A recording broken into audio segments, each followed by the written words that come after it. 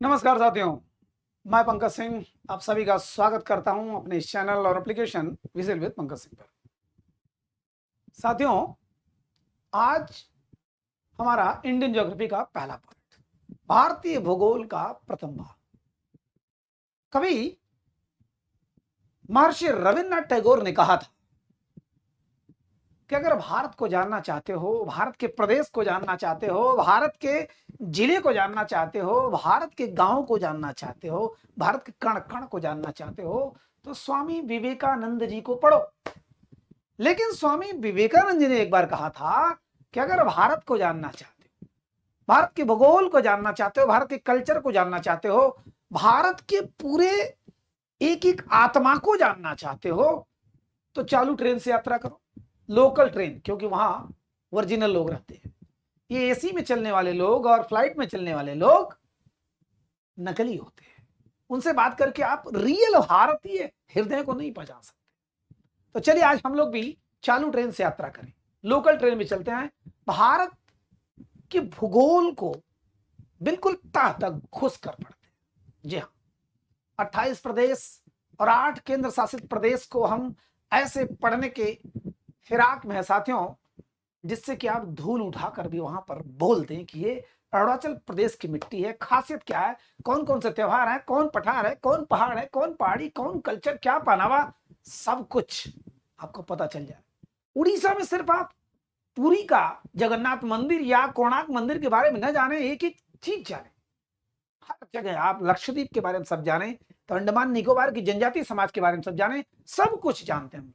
भारतीय भूगोल में सब कुछ देखते हैं। ठीक है, 28 प्रदेशों को और 8 केंद्र शासित प्रदेश को बाकायदे जानने का प्रयास करते हैं इस भारतीय भूगोल के माध्यम से। लेकिन उसके पहले थोड़ा सा हम लोग पहले पॉलिटिकल बैकग्राउंड देखते हैं साथियों। जिस प्रकार से मैंने पॉलिटी में हिस्ट्री को घुसेड़ा, क्योंकि बिना हिस्ट्री को जाने आप पॉलिटी को नहीं समझ सकते, उसी प्रकार थोड़ा बहुत पॉलिटिकल बैकग्राउंड हर ज्योग्राफी का होता है। ठीक है, तो उसको जानने के बाद हम लोग भारतीय भूगोल को चलते हैं और सीरियल से बहुत मजेदार क्लास रहेगा, मजा आएगा। इतना दावा है साथियों, अगर आप कायदे से इसको पढ़ लेते हैं तो किसी भी विद्वान आदमी के साथ या पूरी मंडली के साथ अगर आप बैठते हैं तो अपने आप को कभी कमजोर नहीं समझेंगे, दमदार समझेंगे, लड़ सकते हैं, भिड़ सकते हैं। फिलहाल देखिए, ये हमारा भारत, प्यारा भारत। अब ये 28 प्रदेश है, 8 केंद्र शासित प्रदेश है। इसको बनने की कहानी थोड़ा थोड़ा जान लेते हैं। ठीक है, देखिए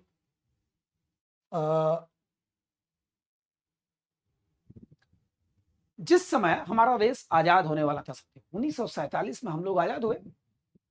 अब चाहे गांधी जी की महिमा रही हो, भगत सिंह और सुखदेव, राजगुरु, सुभाष चंद्र बोस, राम प्रसाद बिस्मिल, चंद्रशेखर आजाद का योगदान रहा हो, त्याग रहा हो, ये सारे राष्ट्रवादी विचारधाराओं की जीत रही हो, चाहे जैसे भी रहा हो, या उस समय एक ऐसा माहौल था कि द्वितीय विश्व युद्ध के बाद सारे देश आजाद हो रहे थे, चाहे जो भी कारण रहा हो, हम आजाद होने जा रहे थे, आजाद हो रहे थे। तो अंग्रेजों ने जो सीबीसीएम पेश किया था, याद करिए, सीबीसीएम, जी हां, शायद आपको याद हो, क्रिप्स मिशन, बेवेल योजना, कैबिनेट मिशन, माउंटबेटन योजना। ठीक है, अब आ जाइए 1942, 45, 46, 47। ठीक, माउंटबेटन योजना माने, अब देखिए 1947 का भारतीय स्वतंत्रता अधिनियम, ठीक है, इंडियन इंडिपेंडेंस एक्ट था, भारतीय स्वतंत्रता अधिनियम माने अब भारत को आजाद किया जा रहा है। अंग्रेजों को लग गया कि अब कोई चारा नहीं है यहां रहने का, है ना, अब इनको छोड़ना ही है। तो उन्होंने 1947 का भारतीय अधिनियम, भारतीय स्वतंत्रता अधिनियम पेश किया और कहा गया कि भारत और पाकिस्तान दो अलग भाग हो रहे हैं इस देश के। हाँ, उसमें उस समय 565 देसी रियासतें थी।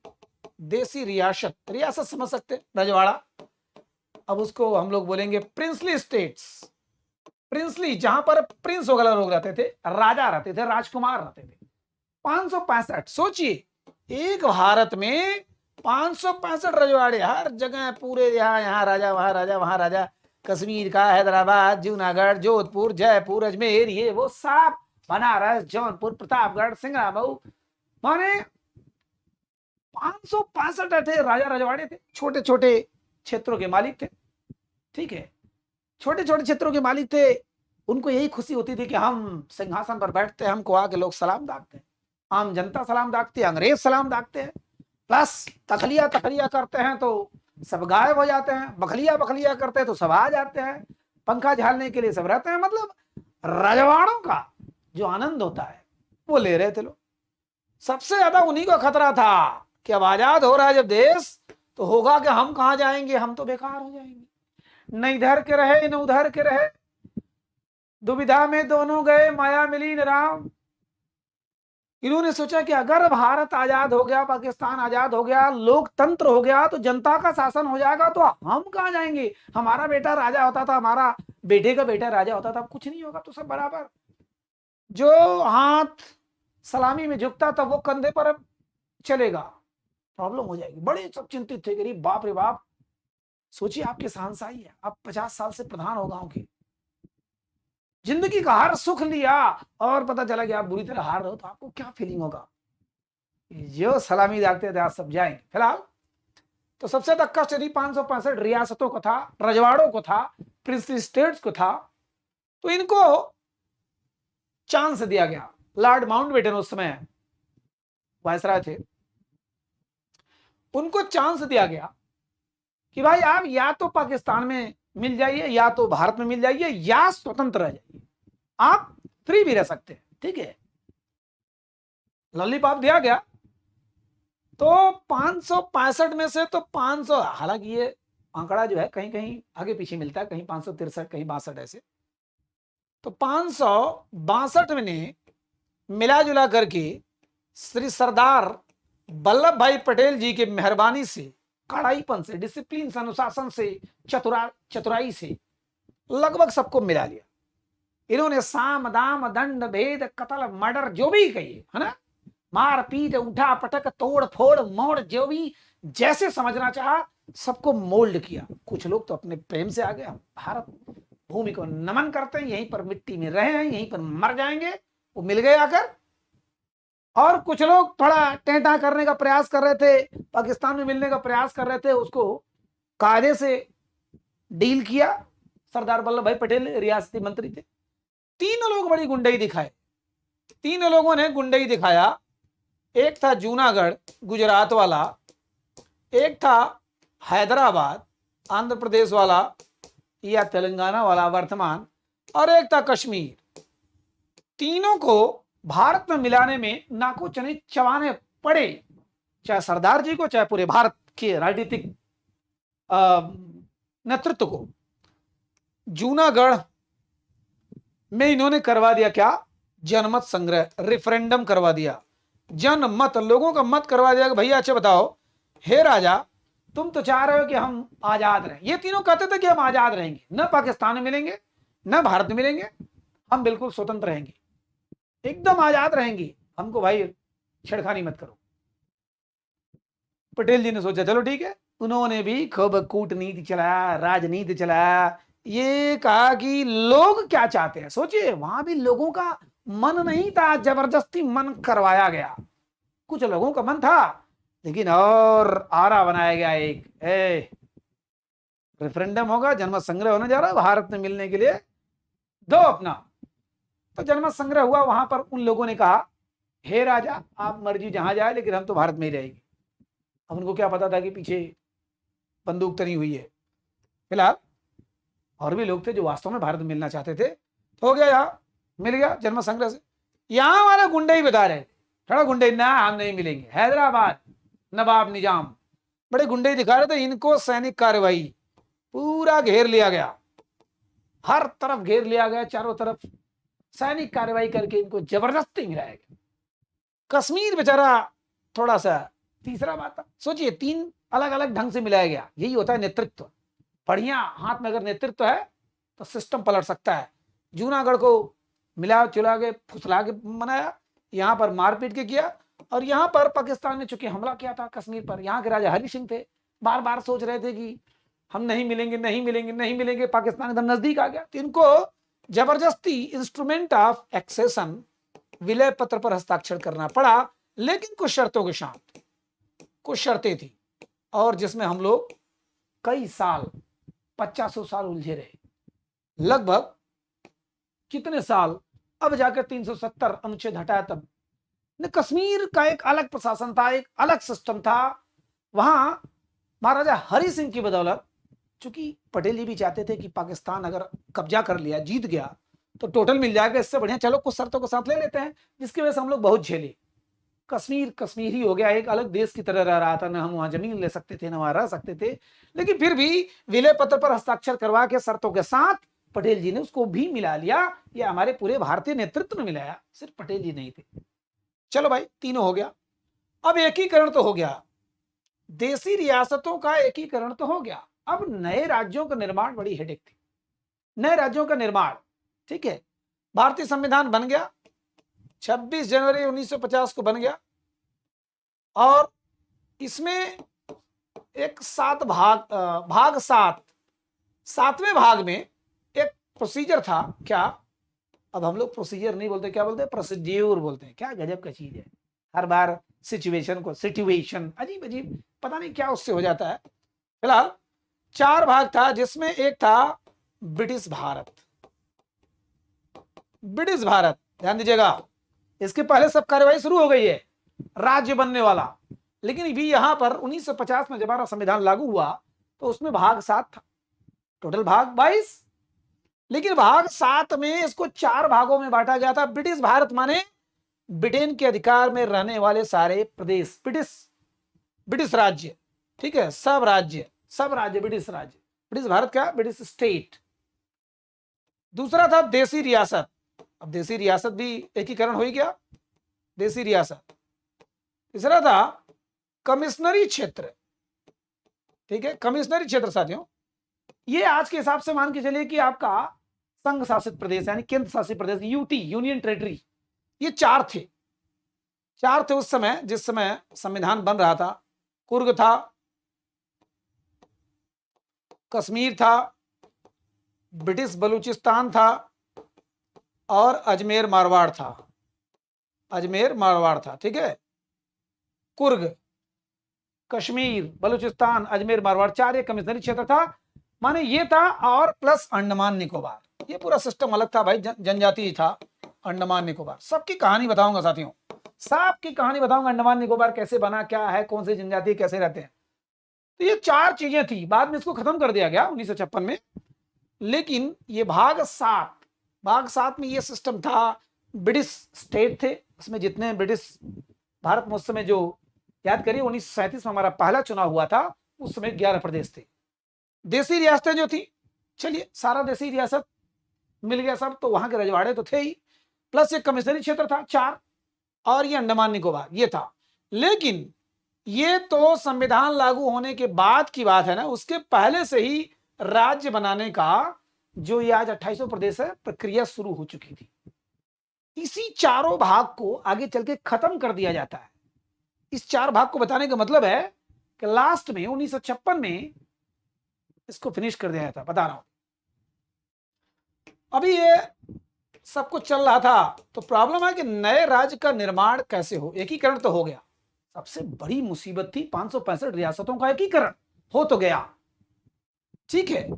अब नया राज्य किस प्रकार से बने, भाषा के आधार पर बने, लिंग्विस्टिक बने, क्या आपका एडमिनिस्ट्रेटिव बने, कि प्रशासन के आधार पर बने, कि ज्योग्राफिकल डिवीजन के आधार पर बने, भौगोलिक वर्गीकरण के आधार पर बने, कैसे बने, भाषा के आधार पर बने, तेलुगु वाले को कुछ दे दिया जाए, तमिल वाले को कुछ दे दिया जाए, उड़िया वाले को कुछ दे दिया जाए, है ना, नगा वाले को कुछ दे दिया जाए, असमिया वाले को कुछ दे दिया जाए। माने भाषा के आधार पर किया जाए कि प्रशासन, कि किस क्षेत्र पर कौन सा प्रशासन सूट करेगा, उसके आधार पर अलग अलग बांटा जाए। तो इसके लिए कमेटी 3 बैठाई गई। 3 कमेटी साथियों, कमेटी क्यों बैठाई जाती है, कोई भी कमेटी मतलब समिति होता है, उसमें बड़े विद्वान लोग होते हैं, और विद्वान एक एक बिंदु पर बड़ी बारीकी से विचार करते हैं, उसका पहलू देखते हैं, पक्ष विपक्ष सब देखते हैं कि इसका अच्छाई क्या है, बुराई क्या है, इसके लॉन्ग लास्टिंग इफेक्ट क्या हो सकते हैं, इसका दुष्परिणाम क्या हो सकता है, सब कुछ देखते हैं। तो 3 कमेटी बनाई गई थी, ठीक है। और उसमें पहला था एस के धर कमेटी, ठीक है, एस के धर, दूसरा था JVP और तीसरा था फजल अली, फजल अली, ठीक है, आयोग। एस के धर कमेटी, ठीक, एस के धर कमेटी 1948 में बना। डॉक्टर राजेंद्र प्रसाद और लोगों ने मिल करके एस के धर, माने ये इलाहाबाद हाईकोर्ट के रिटायर्ड जज थे, उनके लीडरशिप में या उनकी अध्यक्षता में एक कमेटी गठित की कि आप बताइए, आप बारीकी से पूरे देश का भ्रमण करिए और बताइए किस आधार पर राज्यों का निर्माण किया जाए, भाषा के आधार पर कि प्रशासन के आधार पर कि भूगोल के आधार पर कि कोई और आधार हो। इन्होंने खूब जांच बीज किया 4-6 महीने तक, फिर उन्होंने रिपोर्ट दिया, 1948 में रिपोर्ट दिया और इन्होंने कहा कि ना भैया, भाषा के आधार पर करोगे तो बहुत गड़बड़ हो जाएगा, बहुत प्रदेश बनाना पड़ेगा। अरे बाप रे बाप, मराठी कुछ बोलेंगे, गुजराती कुछ बोलेंगे, हिंदी वाले कुछ बोलेंगे, पंजाबी कुछ बोलेंगे, दुनिया भर की चीजें ना, भाषा के आधार पर नहीं, प्रशासन के आधार पर होना चाहिए वर्गीकरण। माने राज्य का जो निर्माण हो वो किस प्रशासनिक सिस्टम से होना चाहिए, उस आधार पर हो। जैसे मान के चलिए जौनपुर और बनारस, ठीक है, तो अगर यहाँ का प्रशासन इस ढंग का पूरा भौगोलिक ऐसा विभाजन है जिसको कि प्रशासन अच्छी तरीके से देख सकता है, देखभाल कर सकता है, तो चलो भैया इसको एक बना दिया जाए प्रशासन के आधार पर या भौगोलिक समीपता के आधार पर भी, लेकिन भाषा के आधार पर मत बनाओ, भाषा के आधार मत बनाओ। अब पता चला कि उड़िया और बंगाली एक जगह समीप है, चलो उसको एक बना दो, लेकिन उड़िया को अलग मत करो, बंगाल को अलग मत करो, ऐसे इन्होंने कहा। लेकिन वहां साउथ इंडिया में, जो हमारा साउथ इंडिया था, यहां पर बड़ा बवाल चल रहा था, ना ना ना ना, हम लोग नॉर्थ इंडिया से बिल्कुल, आज ना बाहुबली ने सारा बैरियर तोड़ दिया है। हाँ, कहीं पुष्पा आते हैं, कहीं RRR आता है, कहीं कुछ आता है, सब लोगों ने बैरियर तोड़ दिया उत्तर भारत दक्षिण भारत का। नहीं, हम लोग भी करते थे, अरे भैया साउथ इंडियन है, पर अभी क्या है कि सब कुछ ठीक ठाक हो गया। तो साउथ इंडिया वाले उस समय कहते ना ना भैया, नॉर्थ इंडिया से हम लोगों का सही नहीं होगा, वो तुम्हारा अलग होगा, हम लोग तेलुगु बोलने वाले, तमिल बोलने वाले, मलयालम बोलने वाले, कन्नड़ बोलने वाले, हमको अलग अलग चाहिए। थोड़ा थोड़ा कुरबुलाहट थी, लेकिन सबसे ज्यादा कुरबुलाहट क्या था आंध्र प्रदेश में।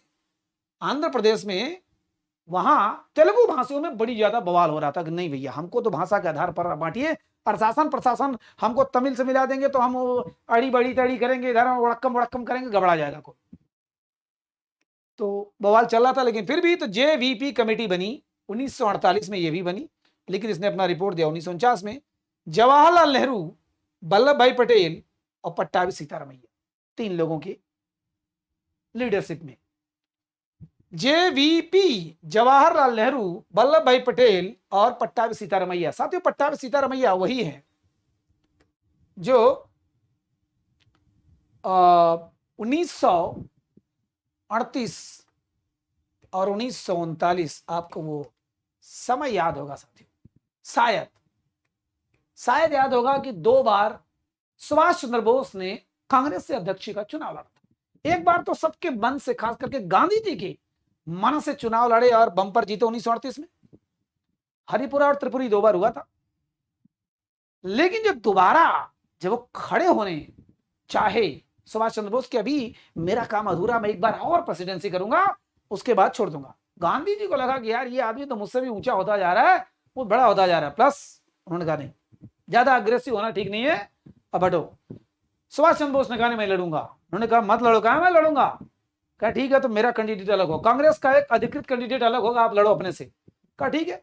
गांधी जी ने दक्षिण वाले मद्रास, जो आज तमिलनाडु है, चेन्नई है, वहां के मुख्यमंत्री थे पट्टाभी सीतारामैया, उनको बुलाया और कहा कि आओ लड़ो, तुम मेरे अधिकृत कैंडिडेट हो, कांग्रेस के ऑफिशियल कैंडिडेट हो, चलो लो। उन्होंने कहा कि अगर तुम्हारी हार होगी तो मेरी हार होगी, अपने दिल पर ले लिया उन्होंने, और चुनाव में सुभाष चंद्र बोस जीत गए 39 में। और गांधी जी ने बिल्कुल सहयोग नहीं किया, बिल्कुल सहयोग, उन्होंने कहा कि इस हार मेरी हार है। उन्होंने सुभाष चंद्र बोस के साथ बहुत बुरा बर्ताव किया, हालांकि सुभाष चंद्र बोस खिसिया कर चले भी गए, उसके बाद फॉरवर्ड ब्लॉक बनाया उन्होंने, फिलहाल वो बात की बात है। यही पट्टाभी सीतारामैया थे, इन्होंने भी बताया कि भाषा के आधार पर मत करिए भाई, प्रशासन के आधार पर ज्यादा ठीक है। लेकिन तब तक तो आंदोलन भड़क गया, यहां तेलुगु में, आंध्र प्रदेश में, यहां पर देखिए, ये आंध्र प्रदेश है, यहां पर आंदोलन भड़क गया और इतना भड़क गया कि 1952 में एक कांड हो गया। 56 दिनों की हड़ताल। एक पोट्टी रमल्लू थे, पोट्टी रमल्लू यहाँ के नेता थे बहुत बड़े, पोट्टी रमल्लू, और इन्होंने आमरण अनशन कर दिया। आमरण अनशन की फास्ट अनटू डेथ, मरते दम तक मैं भूखा रहूंगा जब तक ये हमारा तेलुगु भाषी कोई अलग राज्य नहीं बन जाता है। और 56 दिन तक ये रहे, उसके बाद ही गुजर गए, मर गए। मरने के बाद आप समझ सकते हैं, आपका कोई लीडर, आपका कोई नायक, अधिनायक, कोई आंदोलन करते समय मर जाए तब तो आप उनके लिए भगवान नहीं, कुछ और हो गए। बाप रे बाप, विद्रोह हो गया, बवाल हो गया, बवंडर होने लगा। कांग्रेस की पूरी सरकार हिल गई, नेहरू सरकार पूरी हिल गई। उन्होंने कहा भैया तुरंत आनंद फानंद कोई निर्णय करो, नहीं तो कुल गड़बड़ हो जाएगा, सब ध्वस्त हो जाएगा। तो जल्दीबाजी में, जल्दी में इन्होंने 1953 में, मात्र 1 साल बाद, यहां जो तेलुगु भाषा था, तेलुगु भाषा, उन लोगों को मिलाकर के एक प्रदेश बना दिया। कौन सा? आंध्र प्रदेश। माने 1953 में भाषा के आधार पर गठित होने वाला पहला प्रदेश आंध्र प्रदेश। आंध्र प्रदेश, ध्यान दीजिएगा, माने हमारे देश का पहला प्रदेश जो भाषा के आधार पर बना 1953 में, वो आंध्र प्रदेश में। ठीक, अब प्रॉब्लम क्रिएट हो गया। चलिए भाई, 2 कमेटी तो हो गई, पट्टी रामल्लू भी निकल लिए, पट्टी रामल्लू निकल लिए। उनके निकलने के बाद एक क्रांति आई, उस त्याग ने अपना चमत्कार दिखाया और लास्ट में हैदराबाद मतलब बना। कौन सा? आंध्र प्रदेश, भाषा के आधार पर गठित होने वाला पहला राज्य आंध्र प्रदेश। उसके बाद 1953 में एक और कमेटी आई, फजल अली आयोग, फजल अली, ठीक है, फजल अली। चलिए इसमें देखते हैं, फजल अली आयोग। अब इसमें 3 लोग थे, ध्यान दीजिएगा।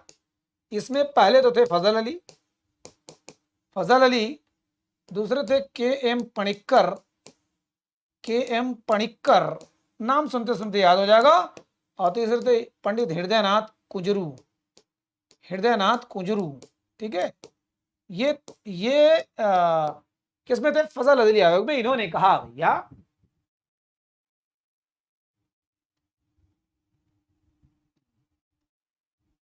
इन्होंने कहा कि चलो बहुत हो गया बवाल, अब जब एक प्रदेश बन ही गया तो हम जांच कर लेते हैं। तो सोचिए, डर था, वहम था, हाँ, अंदर अंदर बड़ा ये था कि भय था कि बाप रे बाप, एक तो मार काट के बन गया, अगर अब नहीं भाषा के आधार पर बनाए तो पूरे प्रदेश में बवाल होगा। और शुरू हो गया था, पूरे प्रदेश में शुरू हो गया था भैया। एक तो आंध्र प्रदेश बना दिया, तो सबको बनाओ, उड़िया वाले को उड़ीसा बनाओ, हिंदी वाले को यूपी बनाओ, बिहार बनाओ, कोई बनाओ, मराठी वाले को महाराष्ट्र बनाओ, बनाओ। अब हर जगह आंदोलन शुरू हो गया। तीनों ने देखा, कुल घूम टहर के देखा, डर भी था, भय भी था, थोड़ा सा उनके ऊपर नियंत्रण भी था, दबाव भी था कि नहीं भैया भाषा के आधार पर कर दो। तीनों ने 1955 में, देखिए बना कब? 1953 में, ये 48 में, ये 1948, ये 1948 है, 1953 में बना ये। और 2 साल बाद, 2 साल बाद 1955 में इन्होंने अपनी जो रिपोर्ट दी, उन्होंने कहा कि नहीं, भारत के प्रदेशों का निर्माण भाषा के आधार पर तो ज्यादा बढ़िया है। एक दूसरे से अलग तो रहेंगी, प्रदेश कई हो जाएंगी, लेकिन कम से कम भिड़ेंगे नहीं एक दूसरे से। ठीक है, अगर उनके अंदर थोड़ी भी राष्ट्र प्रेम की भावना रहेगी तो अपने आप को एक समझेंगे, फिर देखा जाएगा। अभी तो समय की परिस्थिति को भांपते हुए उन्होंने कहा भाषा के आधार पर किया जाए। ठीक है, इसका मतलब 2 कमेटियों ने कहा कि नहीं, भाषा के आधार पर नहीं, प्रशासन के आधार पर विभाजन होना चाहिए। लेकिन फजल अली ने कहा कि नहीं, भारत के राज्यों का बंटवारा या नामकरण या जो भी कहिए, वह निर्माण भाषा के आधार पर होना चाहिए। ठीक है, उसके बाद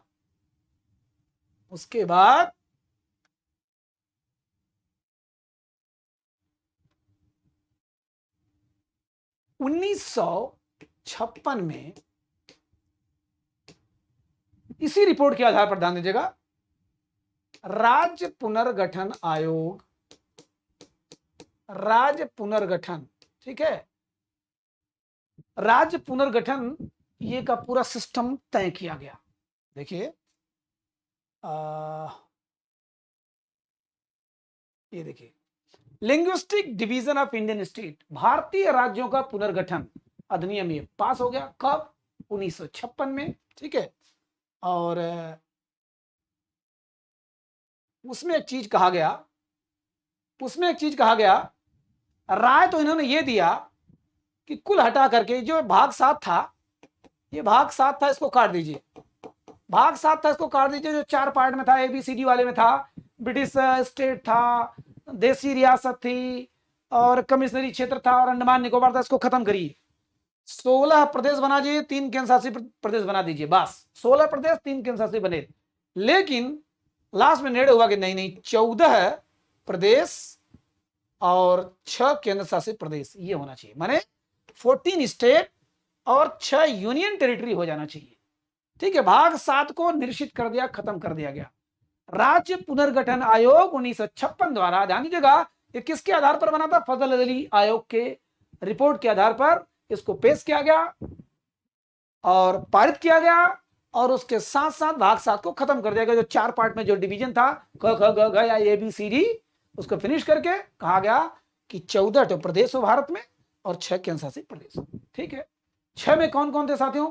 एक समय हिमाचल प्रदेश भी था, मणिपुर भी था, त्रिपुरा भी था, ठीक है। देखिए इधर, ये देखिए, मणिपुर, त्रिपुरा और हिमाचल प्रदेश, ये तीनों प्रदेश आज पूर्ण प्रदेश हैं। लेकिन एक समय था ये, जब पहली बार 1956 का राज्य पुनर्गठन आयोग जब पास हुआ, पेश हुआ, और उस समय ये 6 केंद्र शासित प्रदेश थे, और 6 में जो 3 तो मान लीजिए आज भी हैं, अंडमान निकोबार, दिल्ली और लक्षद्वीप, 3 तो आज भी हैं केंद्र शासित प्रदेश। लेकिन ये जो हमारा हिमाचल प्रदेश था, मणिपुर था, त्रिपुरा था, ये तीनों बाद में इसको बनाया गया, लेकिन उस समय एक केंद्र शासित प्रदेश के रूप में रखा गया, ठीक है। अब इतने हाई हैं, उसके बाद कुछ बचा ही नहीं। जब ये सारा चीज है, बाद में काट काट कर जो बना, जैसे मान लीजिए पंजाब को काट के हरियाणा बना, महाराष्ट्र को काट करके गुजरात बना, सब बाद में देखेंगे। इतना मूल प्रदेश था हमारा, मूल प्रदेश। अब इसका सिस्टम कैसे कैसे बना, कब कब क्या क्या बना, उसको हम लोग देखते हैं सब, ठीक है। अब देखिए, चूंकि अब धीरे धीरे भूगोल जब पढ़ेंगे तो थोड़ा सा ये पॉलिटी जानने के बाद थोड़ा सा और मजा रहेगा। पहले तो केवल भूगोल कहने के लिए भूगोल होगा, लेकिन पूरे भारत को पढ़ेंगे, इसी बहाने आपका आल्टर कल्चर, इकोनॉमिक्स, पॉलिटिक्स सब कुछ क्लियर होता जाएगा, ठीक है। तो ये देखिए, हमारा आज का जो भारत है, यहाँ कैसे कैसे राज्यों का निर्माण हुआ, पहले देखते हैं। सबसे पहले 1954 की बात कर लेते हैं। 1954 हम लोग आजाद कब हुए साथियों? 1947 में। 1947 में आजाद हो गए, अंग्रेजों से आजाद हुए। लेकिन 2 शक्तियां अभी हमारे ऊपर हावी थी, अभी हमारे यहां थी, वर्तमान में थी। वो था, देखिए इधर, ये गोवा, दमन दीव और दादर नागर हवेली, ठीक है। दीव भले, अब चलिए इसको मैं डिवाइड नहीं कर रहा हूं, बस ये ध्यान है कि दादर नागर हवेली और दमन दीव, ठीक है। इधर दादर और इधर दमन दीव, ठीक, ये, और प्लस गोवा, इन तीनों पर अभी पुर्तगाली लोग कब्जा किए हुए थे, ठीक है। पुर्तगाली लोग कब्जा किए हुए थे। और इधर पांडिचेरी जो था, उस पर फ्रांसीसी लोग कब्जा किए हुए थे। फ्रांसीसियों का 2 जगह अभी कब्जा था, चंद्रनगर और पांडिचेरी। चंद्रनगर पश्चिम बंगाल में, फिलहाल हमको देखना है पांडिचेरी। पांडिचेरी 4 जगहों पर है, आपने सुना भी होगा। देखिए कौन कौन है। आंध्र प्रदेश में आपका यह है यनम, तमिलनाडु में पांडिचेरी, एक पांडिचेरी नाम से है ही, और एक है तमिलनाडु में कराईकल। दो तो हो गया तमिलनाडु में, और इधर केरला में हो गया माहे।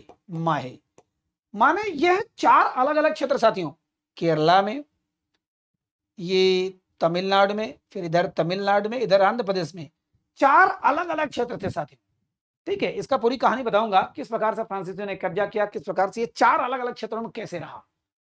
तो माहे, यनम, पांडिचेरी, कराईकल, यनम, माहे, पांडिचेरी, 4 क्षेत्रों पर, ये अलग अलग जगहों पर, यहां पर फ्रांस का कब्जा था। और जब हम इसको पढ़ते हैं तो एक नाम जरूर पढ़ते हैं, किसको? महर्षि अरविंद घोष को। महर्षि अरविंद घोष साथियों, बंगाली आदमी, महर्षि अरविंद घोष बहुत बड़े क्रांतिकारी थे। लेकिन जब पीठ पर डंडा पड़ता है तो बड़ी बड़ी क्रांति पानी मांगने लगती है। ये क्रांतिकारी गतिविधियों में लिप्त थे, बीच में पकड़े गए तो इतना पीटे गए जेल में कि इनको नींद में भी स्वामी विवेकानंद जी नजर आने लगे। अच्छा, स्वामी जी नजर आने लगे तो अध्यात्म की तरफ मुड़ हुआ कि अरे बाप रे बाप, मार करके तोड़ ताड़ देंगे, फिर करेंगे क्या, कौन सा क्रांति और कौन सा क्रांतिकारी।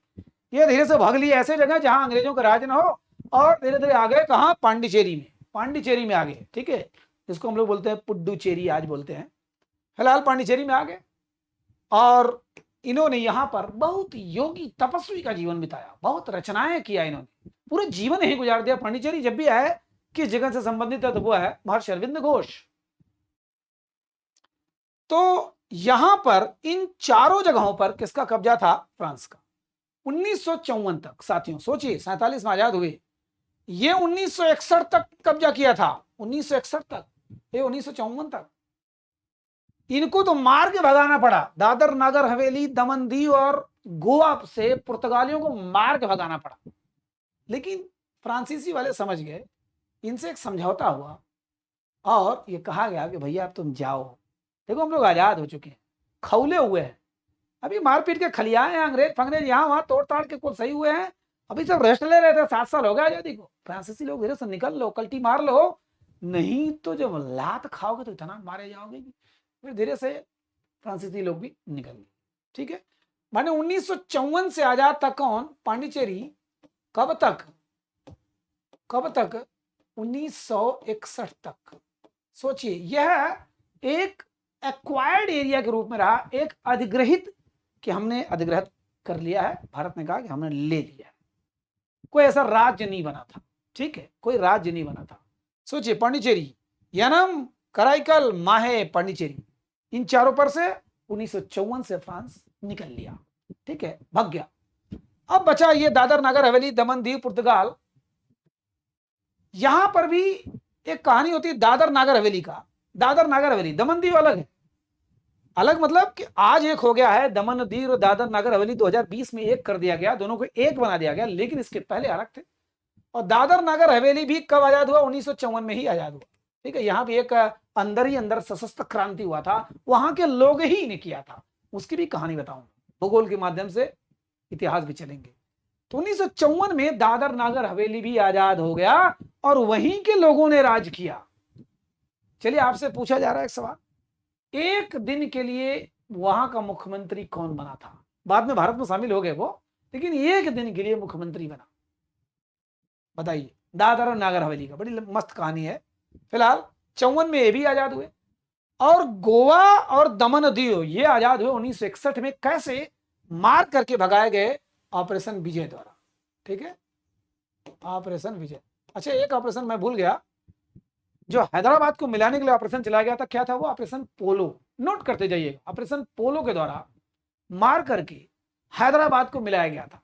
किसमें? भारत में, ऑपरेशन पोलो। ठीक है, चलिए, आपको पीडीएफ भी धीरे धीरे मिलता रहेगा, प्लस इसके तुरंत बाद 2-3 क्लास के बाद तुरंत अपना क्वेश्चन आंसर आ जाएगा।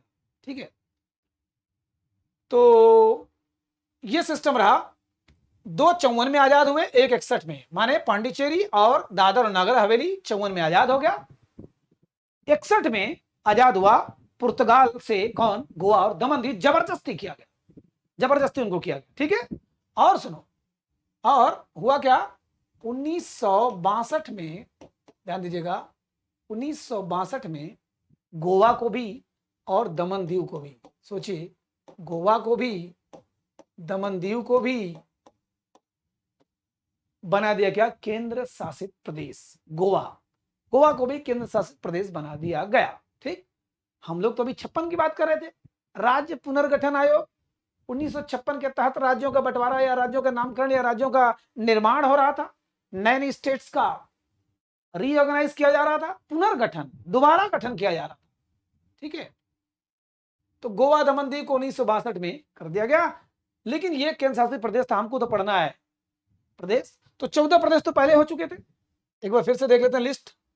14 प्रदेश तो पहले हो चुके थे। देखिए, ये आंध्र प्रदेश, असम, बिहार, बॉम्बे, जम्मू कश्मीर, केरला, मध्य प्रदेश, मद्रास, मैसूर, उड़ीसा, पंजाब, राजस्थान, उत्तर प्रदेश और वेस्ट बंगाल। ठीक है, उत्तर प्रदेश और वेस्ट बंगाल। ये सारा चीज तो पहले ही हो चुका था। अब इसमें बनेगा क्या क्या, देखिए जी हाँ, बॉम्बे 1960 में साथी, 1960 में बॉम्बे से अलग करके क्या बनाया गया, गुजरात। माने गुजरात आपका 16वां प्रदेश बन गया। व्हाइट कलर शायद कुछ गड़बड़ हो रहा है, चलिए दूसरे पेज पे बताते हैं, इसी पर बताते हैं, ठीक है।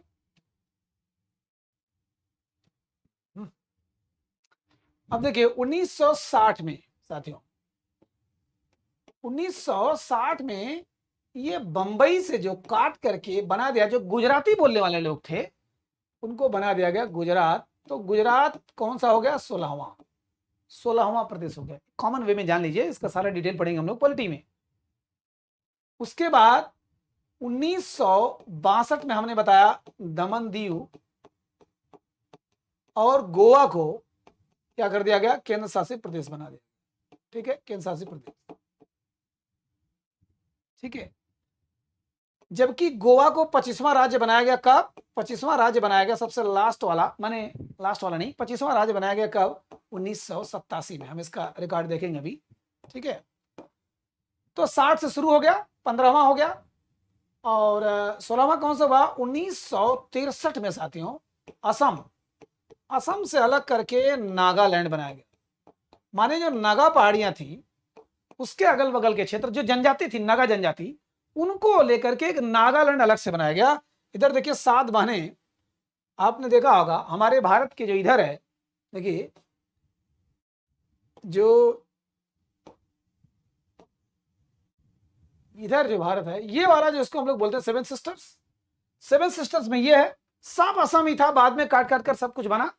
देखिए इधर असम ही सब था, असम, मेघालय, त्रिपुरा, मिजोरम, मणिपुर, नागालैंड और अरुणाचल प्रदेश, ये सातों असम का ही पार्ट था। बाद में धीरे धीरे अलग हुआ, देखेंगे कैसे। तो असम से काट कर देखिए नागालैंड बना दिया गया, कब, 1963 में, मतलब 16वां प्रदेश बना ये, 16वां प्रदेश क्या बना, नागालैंड, ठीक है। असम को काट के नागालैंड बना दिया गया 63 में। अब आता है फिर से देखिए इधर, तो गुजरात और महाराष्ट्र कब बन गया, 1960 में, ठीक है। 1963 में बन गया नागालैंड, ध्यान दीजिएगा, 63 में नागालैंड। हालांकि संविधान संशोधन करके बनाया गया था, इसमें भी सिस्टम है। अभी हम लोग पॉलिटी नहीं पढ़ रहे हैं, क्यों संविधान संशोधन करके कुछ को बनाया गया, क्यों कुछ में नहीं किया गया, वो सब क्लास है, छोड़िए वो सब। अब आता है 1966 की बात, देखिए इधर 1966 में, पंजाब तो पहले से था, 1966 में पंजाब को काट करके आपका हरियाणा बना दिया, हरियाणा। चूंकि पंजाब की राजधानी चंडीगढ़ थी, और जब हरियाणा जब बना तो उसने भी दावा किया कि चंडीगढ़ हमारा, पंजाब ने कहा हमारा, चंडीगढ़ ने कहा हमारा, दोनों लफड़ा हो गया। तो केंद्र ने हस्तक्षेप करके कहा भैया अब उसको जाने दो, एक केंद्र शासित प्रदेश बना दो, हम राज करेंगे, लेकिन दोनों की राजधानी रहेगी, ठीक है। तो 1966 में पंजाब और हरियाणा को अलग करके कौन सा राज्य बन गया, 17वां, ठीक है। 14 तो पहले थे, 15वां बन गया महाराष्ट्र से काट के गुजरात, 16वां बन गया असम से काट के नागालैंड, 17वां बन गया आपका हरियाणा, हरियाणा बन गया, ठीक है। अब आता है 1966 के बाद 1971, आ गया हिमाचल प्रदेश। आता है हिमाचल प्रदेश, ध्यान दीजिएगा, हिमाचल प्रदेश अभी तक क्या था, मैंने बताया था कि हिमाचल प्रदेश केंद्र शासित प्रदेश था। जब राज्य पुनर्गठन आयोग लागू हुआ 1956 में, इसकी जब रिपोर्ट जब लागू हुआ तो उस समय 6 केंद्र शासित प्रदेश थे, 14 प्रदेश थे। तो 6 में कौन कौन था, आपका मणिपुर, त्रिपुरा और हिमाचल प्रदेश, ये तीनों आज प्रदेश है, लेकिन तब केंद्र शासित प्रदेश थे। तो 1971 में बनाया गया, जिस समय भारत पाकिस्तान का युद्ध हुआ था, इंदिरा गांधी ने अपना आयरन लेडी पना दिखाई थी और भारत को जीत दिलाई थी। उसी साल हिमाचल प्रदेश, कुल्लू, मनाली, शिमला, हिमाचल प्रदेश, पहाड़ी प्रदेश, हमारे भारत के 3 ही मेन पहाड़ी प्रदेश हैं, जम्मू कश्मीर, हिमाचल, उत्तराखंड। जम्मू कश्मीर, हिमाचल, उत्तराखंड क्यों, क्योंकि ये हिस्सा में आता है हिमालय पर्वत के, इसलिए वहां पहाड़ है। तो हिमाचल प्रदेश कब बना, आपका 1971 में। नोट करते जाइएगा, याद होना चाहिए, ये तो लिखा हुआ हर जगह मिल जाएगा साथियों। तो ध्यान दीजिएगा, एक सीरियल से लिखेंगे तभी याद रहेगा, मेरे ख्याल से दिखाई दे रहा है ये। तो हिमाचल प्रदेश कब बन गया? 1971 में। अब आता 1975, देखिए सिक्किम। सिक्किम ये बना 1975 में। कौन सा हो गया? अब आप गिनते रहिए। 17वां पंजाब था, 18वां ये था, 19वां ये हो गया। 1975 में 19वां नहीं है ये, 1972 भी है। 1972 में 3 प्रदेश बना। 71 में हिमाचल प्रदेश बन गया, 72 में 3 प्रदेश बना। ठीक, अभी हम सीरियल भी देख लेते हैं। भी आपसे अगर सवाल आ जाए कि 19वां प्रदेश कौन सा बना, तो आपको याद होना चाहिए। 1972 में 3 बना, क्या क्या? TMM, अगर याद ना होता तो टीम। टी से त्रिपुरा, देखिए इधर त्रिपुरा 1972 में, मणिपुर 1972 में, मेघालय, ये देखिए मेघालय, असम मेघालय, ये मेघालय 1972 में। माने 1972 में आपका त्रिपुरा हो गया, मणिपुर हो गया, मिजोरम नहीं साथियों, इधर ही मिजोरम भी है, वो हटके, और मेघालय। माने 2 तो यम से हो गए, मां से मेघालय, मां से मणिपुर, टी से त्रिपुरा, TMM। उसमें मिजोरम को छोड़ दीजिए क्योंकि मिजोरम 87 में बना था। तो 1972 में ये 3 प्रदेश बने। सीरियल अभी आप देखते जाइएगा, गिनती करते जाइएगा, ठीक है। पहले कौन बना? मणिपुर, पहले त्रिपुरा, फिर मणिपुर, मेघालय, हाँ सीरियल से, ठीक। तो ये हो गया 72 में। अब आगे 1975 में, जिस साल हम लोगों ने क्रिकेट का वर्ल्ड कप जीता था, हाँ सॉरी, क्रिकेट वर्ल्ड कप शुरू हुआ था, वनडे का वर्ल्ड कप क्रिकेट शुरू हुआ था 1975 में, ठीक है। तो उस साल, एक मिनट, उस साल हम लोगों ने सिक्किम को एक प्रदेश के रूप में बना दिया। सिक्किम, ठीक है, एक प्रदेश के रूप में। ये देखिए छोटा सा, इसके बगल में क्या है? कंचनजंगा पर्वत, कंचनजंगा पर्वत, ठीक है। सिक्किम 1975 बन गया। एक सीरियल सभी देखते हैं साथियों, लेट होने दीजिए। तो 1975 में ये बन गया। अब आ गया 1900, चलिए 72 में ये, 75 में ये, अब आता है 1987 में।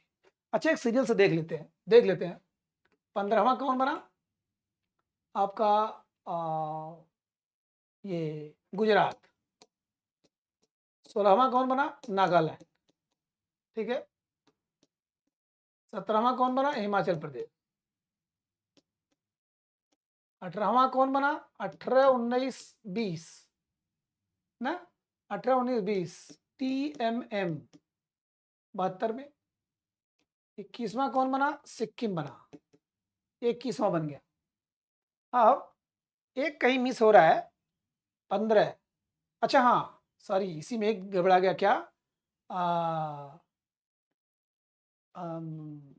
हरियाणा, हरियाणा, ठीक है। 17वां हरियाणा था, अब इसको 18वां मान लीजिए, इसको 19वां मान लीजिए, ये 20, ये 21, ये 22, 20, 21, 22 एक साथ बना था, 22 हो गया। अब 3 जो बच्चे हैं 25 तक, वो 87 में होता है। 1987 में साथियों 3 होता है। जो 3 बचे थे, क्या क्या? आपका मिजोरम है, ठीक है, मिजोरम है, अरुणाचल प्रदेश है, ठीक है, अरुणाचल प्रदेश है, और गोवा। गोवा, अब देखिए गोवा, गोवा 1962 में केंद्र शासित प्रदेश बनाया गया था, लेकिन अब पूरा प्रदेश बनाया जा रहा है। तो ये 1987 में 3 हो गया। देखिए इधर देखिए, मिजोरम, अरुणाचल प्रदेश, ये, और गोवा, ये 1987 में। तो माने 22 यहां हो गया था, 23, 24, 25, ठीक है, 23, 24, 25, 25वां प्रदेश बना था गोवा। गोवा साथियों, यहां 25 तक, यहां हम लोग तो बचपन से पढ़ते चले आ रहे थे। अब उसके बाद हमारे जानने में जो बाइफर्केशन हुआ, जो विभाजन हुआ, जो तोड़ फोड़ करके एक प्रदेश को अलग बनाया गया, मेरे जानने में लेकर, जब से मैं जानने लायक हुआ सन 2000 से, तब से देखिए 23 साल तो हो गया। तो 3 प्रदेश यही गड़बड़ाता है आपको, और सब तो याद हो जाएगा। 3 72 बना, 3 87 भी बना। 72 वाले में TMM, 72 वाले में TMM है, त्रिपुरा, मणिपुर, मेघालय। और 87 वालों में आपका मिजोरम और अरुणाचल प्रदेश और गोवा। मैग, मैगी लगा दीजिए चाहे जो भी, ठीक है, MAG, team MAG, Mizoram, Arunachal Pradesh, Goa, Mizoram, Arunachal Pradesh, Goa. ये 1987 में ये इसका गठन हुआ था, मैंने इसको बनाया गया था। ठीक, अब आता 3 प्रदेश एक साथ फिर बना सन 2000 में। वेरी वेरी इंपॉर्टेंट, यहां से तो मैं अच्छी तरीके से जान रहा हूं। सन 2000 ईस्वी में ये था 1 नवंबर, 9 नवंबर और 15 नवंबर। ये बना एमपी से काट के क्या बना, छत्तीसगढ़। ठीक है, इधर देखिए, मध्य प्रदेश को काट के क्या बन गया, छत्तीसगढ़ बन गया। मध्य प्रदेश काट के छत्तीसगढ़ बन गया। इधर यूपी को काट के उत्तरांचल बन गया, उत्तरांचल बन गया। ठीक है, यूके नहीं था उस समय, उत्तराखंड बाद में 2006 में इसका नाम उत्तराखंड पड़ा, उत्तरांचल बन गया। और इधर बिहार को काट के झारखंड बन गया, झार, देखिए इधर बिहार को काट के झारखंड बन गया, यूपी को काट के उत्तराखंड बन गया और मध्य प्रदेश का छत्तीसगढ़ बन गया। कब बना, सन 2000 में। कितने प्रदेश हो गए, 26, 27, 28, 26, 27, 28। ठीक, ये 28 हो गए। ये तो याद रहेगा, सिंपल सिंपल। यूपी को काट के उत्तराखंड, एमपी को काट के छत्तीसगढ़, बिहार को काट के झारखंड। अब आगे 29वां क्या बना आपका, 4 जून 2014 को, 4 जून 2014 को ये जो आंध्र प्रदेश है इसको काट के तेलंगाना बना। ठीक है, आंध्र प्रदेश को काट के तेलंगाना बना। दोनों तेलुगु भाषी राज्य हैं, लेकिन दोनों में विवाद था। वैसे भी हैदराबाद को लेकर बहुत ज्यादा विवाद है, दोनों की राजधानी। आप जानते भी होंगे, नहीं जानते होंगे तो मैं बताऊंगा सब कुछ। तो आंध्र प्रदेश, तेलंगाना, आंध्र प्रदेश को काट के, ये देखिए आंध्र प्रदेश को काट के तेलंगाना बना। ये कितने हो गए, 29 प्रदेश। 29 प्रदेश हो गए, 7 केंद्र शासित प्रदेश थे। केंद्र शासित प्रदेश भी बन गए, अगले पार्ट में हम लोग देखेंगे, क्योंकि अगला पार्ट हमारा केंद्र शासित प्रदेश के ही बारे में होगा। क्यों बनता है, क्यों बनाया जाता है, क्या कारण है उसको कि केंद्र ही उसको देखभाल करता है, और कौन कौन से हैं, उसकी क्या खासियत है, देखेंगे अगले पार्ट में। ठीक, तो ये हो गया 29। लेकिन प्रॉब्लम क्या हुआ कि अक्टूबर 2019 में कश्मीर को काट के, जम्मू एंड कश्मीर को काट करके 2 बना दिया गया। क्या, कश्मीर को काट करके 2 बना दिया गया। एक तो जम्मू एंड कश्मीर माने यूनियन टेरिटरी, माने केंद्र शासित प्रदेश बना दिया गया, और दूसरे लद्दाख। ठीक है, लद्दाख बना दिया गया। इधर देखिए, ये इधर जम्मू कश्मीर, इधर लद्दाख। ठीक है, इधर लद्दाख, 2 केंद्र शासित बना दिया गया। तो जो 7 केंद्र शासित प्रदेश थे वो 9 हो गए, और जो 29 थे, 29 जो स्टेट थे, एक तो स्टेट चला गया, जम्मू कश्मीर चला गया, तो 28 हो गए। कितने हो गए टोटल, 28, 28 प्लस 9 हो गए। लेकिन सन 2000 में, सन 2020 में ये दादर नागर हवेली और दमन दीव, दादर नागर हवेली और दमन दीव को एक साथ करके एक ही केंद्र शासित प्रदेश बना दिया गया, इसलिए उसका 9 से हो गया 8, और ये 29 से हो गया 28। माने इस समय 28 स्टेट हैं, 28 स्टेट्स हैं, और 8 जो है यूनियन टेरिटरी है, केंद्र शासित प्रदेश है। ठीक, ये इनका ऐसे निर्माण हुआ। ठीक है, इनका ऐसे निर्माण हुआ धीरे धीरे। मेरे ख्याल से आपको याद हो गया होगा, फटाफट एक बार रिवीजन लगाता हूं। 1960 में महाराष्ट्र को, माने बंबई को काट करके गुजरात बनाया गया।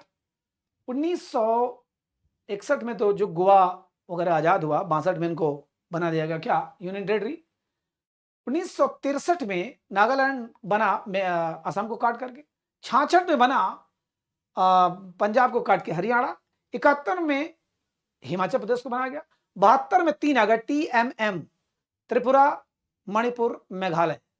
ठीक है, 75 में एक सिक्किम, सिक्किम जिस साल वर्ल्ड कप शुरू हुआ था सिक्का गिरा था, सिक्किम।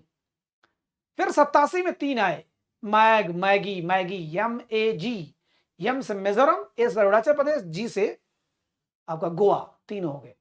फिर सन 2000 में 3 आए, छत्तीसगढ़, झारखंड, उत्तराखंड, उत्तरांचल था पहले, अब उत्तराखंड हो गया। फिर 2014 में एक आया, आंध्र प्रदेश को काट करके आपका तेलंगाना बनाया गया। और 2020 में 2 केंद्र शासित प्रदेश को मिलाकर के एक केंद्र शासित बना दिया गया।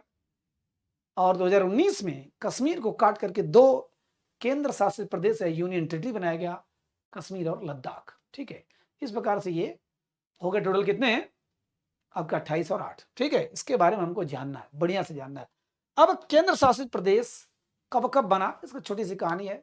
उसके बारे में 7 प्रदेशों की कहानी जानेंगे कि लक्षद्वीप कैसे हमारे भारत का पार्ट बना, अंडमान में कौन कौन सी जनजातियां रहती है, क्या विशेषता है, चंडीगढ़ का क्या विवाद है, अंडमान निकोबार, चलिए ठीक है वो तो हम देख लेंगे। फिर दादर नगर हवेली और ये दमन दीव का क्या किस्सा है, सिक्किम कैसे हमारे में आया, चलिए सिक्किम तो स्टेट वाले में हो जाएगा। अगले पार्ट में हम लोग केंद्र शासित प्रदेश को देखेंगे और दिल्ली क्यों यूनियन टेरिटरी है उसको भी देखेंगे, ठीक है। चलिए इसको बताइएगा साथियों कैसा लगा, आपको समझ में आ रहा है कि नहीं आ रहा है। इस पर हजारों आपने क्लासेस देखा होगा, लेकिन बिना इसके मैं बताता हूं भारतीय भूगोल नगण्य होगा। हमको तो तैयारी करनी चाहिए जैसे, ठीक है। मजा आता है तो इसको जरूर आगे बढ़ाइए। शेयर सब्सक्राइब में कभी बोलता नहीं, लेकिन फिर भी अब लगता है कि आपको बोलना पड़ेगा, क्योंकि आप लोग अब आजकल सुस्त हो चुके हैं। नमस्कार।